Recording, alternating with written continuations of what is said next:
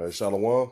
I want to start off by giving all praise, honor, and glory unto Yahweh, by Hashem, Yahweh Shai, by Hashem Ruchakodash. I want to give double honors to our apostles and elders of Great Millstone, and peace and blessings, Shalom, to the Most High's elect men across the four winds of the earth, all right, along with the fellow believers of the prophecies and the promises of the scriptures. This is the brother Yagadal Amar from GMS Houston, back with another lesson. And I just want to entitle this lesson, Sacrifice by Fire is Coming. Okay, was going through the book of Zephaniah this morning, and hey, the day of the Lord is going to be far from what any of these Christians, even Jake that know they Israelites, is going to be far from what they're expecting, man. Okay, but the Most High prepared a great sacrifice. Okay. All right, by what? By the fire coming through the thermonuclear missiles, which is going to be the lake of fire here in America, man. Okay, which is Babylon in the scriptures, the great whore. All right, that sitteth upon many waters, all the different titles and code names that America go by in the scriptures, man. But this place is set to be destroyed in a great sacrifice. All right, and who's going to be the animals? All right, are going to be well, the people are going to be in representation of the animals that's going to be sacrificed here on this land. Okay, so like I said, I was reading in the book of Zephaniah, and of course Zephaniah was set up in the time of Josiah, the king of Judah. All right, to prophesy the downfall or the destruction of Judah for their wickedness, man. Okay, but this applies to this current kingdom, man, because we're approaching the day of the Lord, man. All right, so Lord willing, this is edifying. This is Zephaniah chapter 1 and verse 7. It says, "Hold thy peace at the presence of the Lord, thy power, for the day of the Lord is at hand. For the Lord hath prepared a sacrifice; he hath bid his guests." All right, and we know through the scriptures, man. All right, through prophecy, all right, the standard that we've been given, that we are fastly approaching the day of the Lord when he's getting ready to judge this place, man. Esau is at an all-time high with his wickedness, man, his homosexuality, Christianity. All right, the weakest thing ever is all throughout the earth, man. Okay, all these things are going on, and people are sitting back like somehow, some way that America's just gonna mysteriously bounce back and get back to what these people deem as normal, man. Okay, the normal, what was normal to this place, all right, it was complete wickedness, man. Okay, and we're looking for the destruction of this place so we can, the Lord can return and establish a righteous kingdom, man. Okay, so this dealing with that sacrifice, man. This is Isaiah chapter 34 and verse 5. It says, "For the sword shall be bathed in heaven. Behold, it shall come down upon Idumea and upon the people of my curse to judgment," man. Okay, and Idumea is what? That's a Greek way of saying Edom. Okay, so it's talking about the people of his curse, which is these Edomites, man, which they run the earth.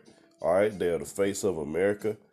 Okay, but Babylon the Great, America is the center focal point of the Most High's prophecies, man, and where the land is going to be utterly destroyed for its wickedness, man. Okay, headed by this so-called white man. All right, and that sword is talking about the ICBMs, the thermonuclear missiles that are set to hit turn this place into the new ground zero, man. Okay, but let me read on. Salaki, I'm dealing with this damn sinus. It says, the sword of the Lord is filled with blood. It is made fat with fatness, and with the blood of lambs and goats, with the fat of the kidneys of rams.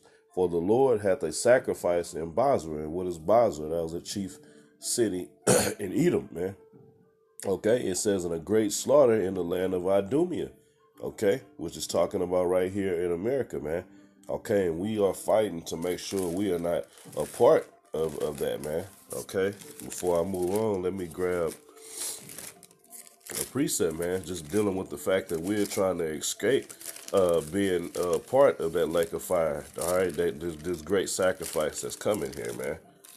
Okay, This is Jeremiah 51:6. It says, "Flee out of the midst of Babylon, and deliver every man his soul. Be not cut off in her iniquities, for this is the time of the Lord's vengeance. He will render unto her a recompense," man. All right, so there's a great payback coming unto to this place, man. And we are fleeing out of the ways, the mind frame, and the wickedness of Babylon. We're not physically fleeing, but we're fleeing spiritually and mentally. All right, we're not partaking in the ways of America, man. All right, we do what we have to do according to the ruler at the time. Okay, but outside of that, man, we stick to the law, statute, commandments of the Heavenly Father and roll with this word, man. Okay, because we know that that fire is coming, man. The Most High made an agreement. All right, that's why He left the rainbow behind, man, and He wouldn't destroy the earth with water again. Matter of fact, I'll get that, man. So what's the what would be the opposite? All right, if you want to have a destroying element, all right, and you want to X out water, all right, it's gonna become with fire, man. And that's called how the Most High set it up. He made that agreement. All right. I'll get it real quick before I elaborate on this point. This is Genesis chapter 9 and verse 15. It says, "And I will remember my covenant, which is between me and you and every living creature of all flesh, and the water shall no more become a flood to destroy all flesh." Okay, so how is He gonna do it? All right, by fire, man. Okay, so matter of fact, a quick precept just to deal with that, man. All right, and it's cold how the Most High set it up. So He made that agreement that He wouldn't um, destroy the earth by water again. All right, as He did in the time of Noah. All right, but this is gonna be done by fire. So what do you need for a sacrifice? You have to burn it. Okay, so it's beautiful the way the Most High set everything up perfectly, man. All right, this is Isaiah chapter 9 and verse 5. It says, "For every battle of the warrior is with confused noise and garments rolled in blood. But this shall be with burning and fuel of fire." Why? Because this is going to be a nuclear war, man. All right. Yeah, you're going to have all the nations gathering in the valley of Jehoshaphat for battle. But the main part of the war is going to be opening up suitcases, flipping switches, and shooting off nukes throughout the world, man. Okay, but America is going to be completely wiped off the map, man. All right, there's gonna be no more imaginary borders. Won't be no lakes left. Only thing will dwell here is desert creatures, man. All right, according to the scriptures, man. Okay, so I spoke on the Most High destroying the earth. All right, by water in the time of Noah, and that was the first death, man. Now we are this sacrifice. All right, this great sacrifice in Basra is gonna be the second death, man. Okay. So I'll get straight to the point. This is Revelation chapter 20 and verse 14. It says, "And death and hell were cast into the lake of fire. This is the second death." All right, so the second death is just the great sacrifice that's coming by thermonuclear missiles hitting America, man, and all the people who's left behind. All right, first of all, any heathens on the shores of America will eat a missile. All right, there's nothing outside of that, man. But 2/3 of the Negroes, Latinos, and Native Americans here on the shores of America are gonna be left behind when the chariots show up and start beaming up the elect, man. Okay, and that's gonna be that second death, man. Okay, that's gonna bring and is the earth wasn't destroyed. All right, the first time. All right, when He flooded the earth wasn't destroyed. All right, and when the second death is fulfilled by fire, He's not going to destroy the earth this time either. All right, why? Because it's set to be inhabited by us, man, the true Israelites. All right, to for inhabitants forever, man. Okay, so verse 15 it says, "And whosoever was not found written in the book of life was cast into the lake of fire," man. All right, so that just on verse 15, want to jump over to Revelation 22.